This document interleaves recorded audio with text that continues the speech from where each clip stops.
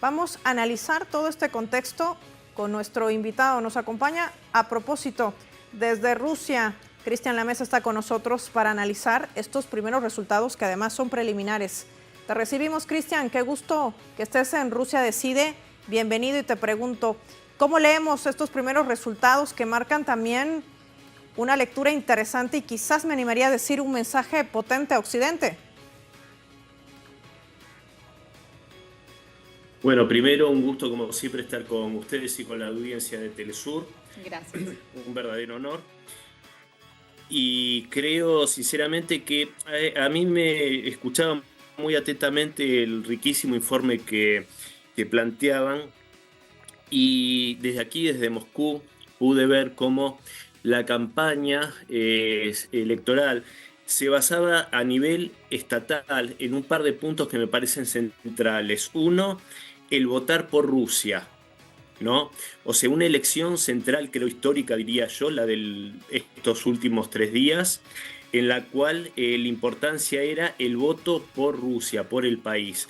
Y este mensaje de estar juntos, ¿no? De el pueblo junto, unido al liderazgo ruso. Yo creo que en este sentido hay una elección clara que se está viendo con estos números tan contundentes del pueblo ruso eligiendo un liderazgo que viene llevando adelante al país y sacándolo de esa terrible experiencia que fue para Rusia la década del 90, que viene dirigiendo los destinos de este país, y creo que la elección es clara en pos de este liderazgo fuerte, claro y contundente que gobierna en pos de los intereses del pueblo ruso. Creo que en este sentido rubrico lo que acaban de decir. Creo que tiene que tomar buena nota Occidente de todo de estas lecciones que está dando hoy el pueblo ruso, porque está eligiendo un gobierno que gobierna por los intereses de su pueblo, no como hacen los gobiernos en Occidente.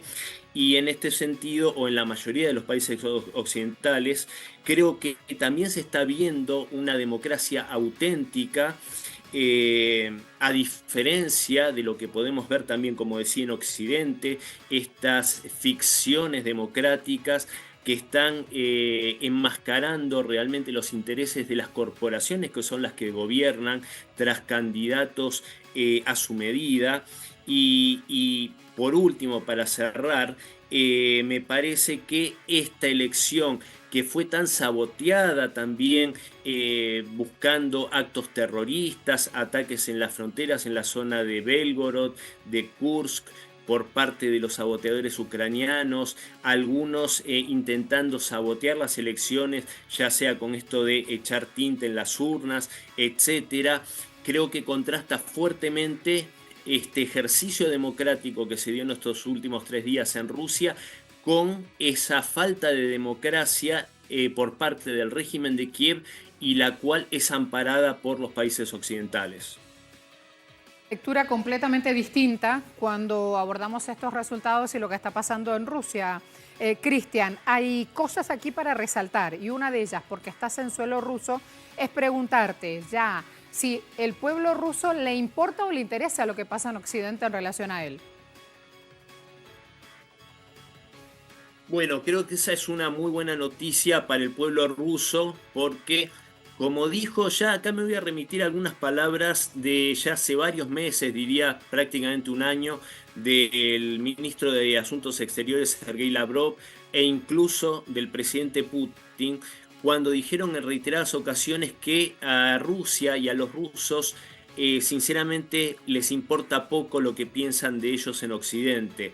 Creo que esa libertad que se está tomando el pueblo ruso, de desembarazarse de que le importe la opinión, esto que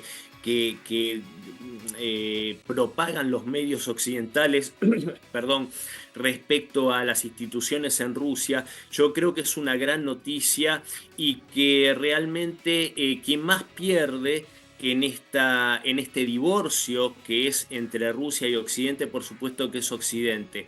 Creo que esta buena noticia que a mi modo de ver tiene el pueblo ruso en cuanto a no importarle lo que opinan en Occidente. Creo que es algo que se debería propagar y debería ser tan fuerte, creo yo, en nuestros pueblos en Latinoamérica, porque sin duda esta opinión pública, estos medios que tratan de condicionar la conducta de nuestros pueblos, no es ni más ni menos que la intención de Occidente, o ni más ni menos que de Washington, de condicionar la conducta de nuestros pueblos para con los liderazgos. Y alguna vez quizás los líderes europeos, que además han elevado su agresión verbal contra Rusia, escuchábamos las declaraciones de Emmanuel Macron, del propio canciller Olaf Scholz, en esa escucha altos mandos militares alemanes que inclusive estaban dispuestos a enviar a Ucrania misiles de largo alcance, justamente como estos que cuestan más de 1.5 millones de euros. Y con ello también las implicaciones que podría generar para el propio continente europeo. ¿A alguien le quedaba duda quizás el hecho de que el resultado de estas elecciones iba a revertir o cambiar lo que Rusia había logrado en la región del Donbass?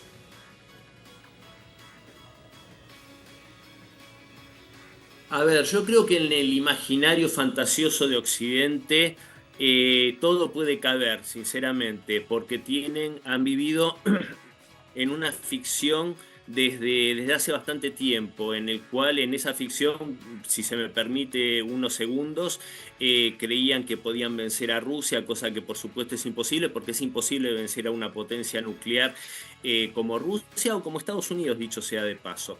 Entonces, en esa ficción en la cual parecen vivir estos líderes europeos particularmente, o el presidente Biden, creo que tal vez esperaban una especie de milagro electoral que diera por tierra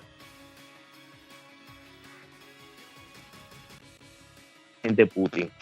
Para mal de ellos, como una mala noticia, se encontraron.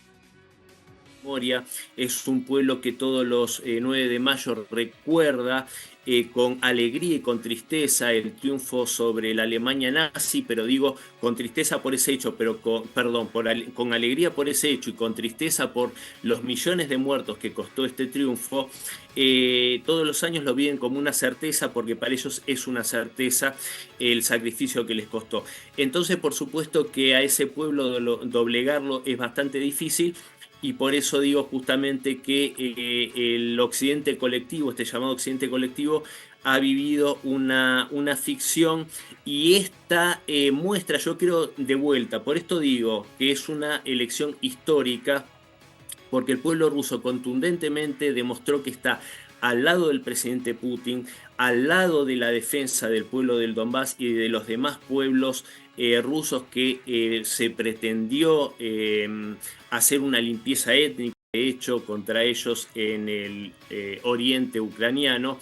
Y ese respaldo al presidente Putin es, por supuesto, una cachetada y un baño de realidad para estos mandatarios que querían venderle a Occidente, a los pueblos occidentales, una ficción en la cual el presidente Putin lleva adelante una dictadura contra el mismo pueblo ruso, lo cual queda demostrado que por supuesto no es así.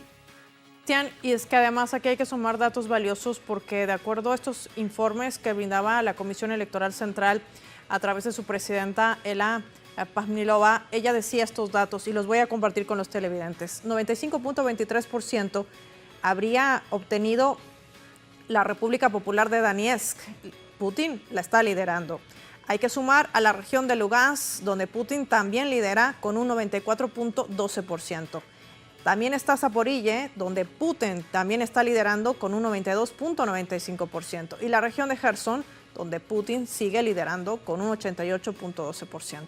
¿Por qué te comparto estos datos? Porque es interesante ver lo que acabas de mencionarnos, lo que sucede en el terreno, lo que ha tratado de ser escondido de manera mediática con este cerco, sacando del aire a medios de comunicación rusos para que no nos enteremos de la realidad de la región del Donbass, para que no revivamos lo que sucedía desde el año 2014 con el famoso Maidán, con ese exterminio que se trataba de hacer y de eliminar además toda la historia rusa de esas poblaciones, hoy anexadas a la Federación Rusa. Esto marca también una lectura interesante en torno a lo que realmente quiere esa población y en torno a lo que ha desatado también esta confrontación con Ucrania, y que no solamente es Ucrania, sino también los países miembros de la OTAN, porque esa es la otra cara que no se quiere contar. Claro, lo que pasa que, a ver, esto es tan profundo lo que vos marcás y tan cierto, que si se me permite, quiero ir un poco más allá. Y es que hoy lo que representa Rusia no es solo un país, no es solo un presidente, no es solamente el presidente Putin. Hoy Rusia representa este nuevo mundo multipolar, una nueva forma de ver las relaciones entre los países y de ver la soberanía de los países. Esto, por supuesto, no es solo llevado adelante por Rusia, esto también está encarnado por China, por Irán, por Venezuela y por tantos otros países que entienden la soberanía de los pueblos como un bien preciado que tiene que defenderse, en contra de esta lógica globalista, esta lógica de esta corporatocracia. O sea, a ver, cuando el presidente Macron en Francia es puesto prácticamente de hecho por la banca Rothschild, cuando Rishi Sunak, el primer ministro británico, es perteneciente y viene de los fondos de inversión, nos damos cuenta del origen político de los intereses que representan estos mandatarios. Entonces, en Occidente, por supuesto que nuestras poblaciones, porque, a ver, lo que necesita y espera un ciudadano norteamericano, un ciudadano europeo, no es tampoco muy distinto a lo que hoy defiende un ciudadano ruso. Lo que pasa es que están, entre comillas, liderados por estas élites globalistas y están, yo diría, hasta engañados estos pueblos. Pero digamos, ¿qué es lo que está defendiendo Rusia y el presidente Putin? Valores tradicionales, está defendiendo la soberanía, está defendiendo el respeto a las identidades culturales de cada país, que no venga un país y se crea con la potestad de imponerle a otro su forma de vivir, su forma de sentir y sus convicciones, sus tradiciones y sus principios. Esto es una forma de avasallar. Estados Unidos se cree desde hace muchos años, diría varios cientos de años, con el derecho de imponer a otros países su destino manifiesto, esta especie de iluminación divina por la cual tienen el derecho a iluminar y a mostrar a otros países cómo tienen que vivir y por dónde tienen que andar.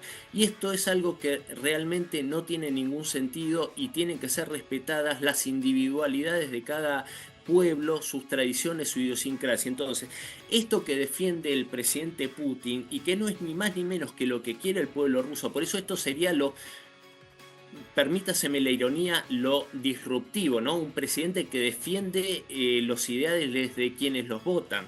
Bueno, lo que quiere el pueblo ruso y lo que quiere Putin es ni más ni menos que vivir según sus tradiciones, sus principios, sus anhelos y su idiosincrasia. Y esto no es ni más ni menos que lo que también quieren al final los pueblos de Occidente. Entonces, estas dirigencias, estas élites gobernantes, por supuesto que tienen que censurar, como vos bien marcabas, a estas ideas para que justamente estos pueblos de Occidente que están engañados y que están subyugados no se den cuenta de esta situación y no empiecen a rebelarse, como de hecho sucede en algunos países, lo podemos ver en Francia, en España y en otros países con tantas protestas que hay.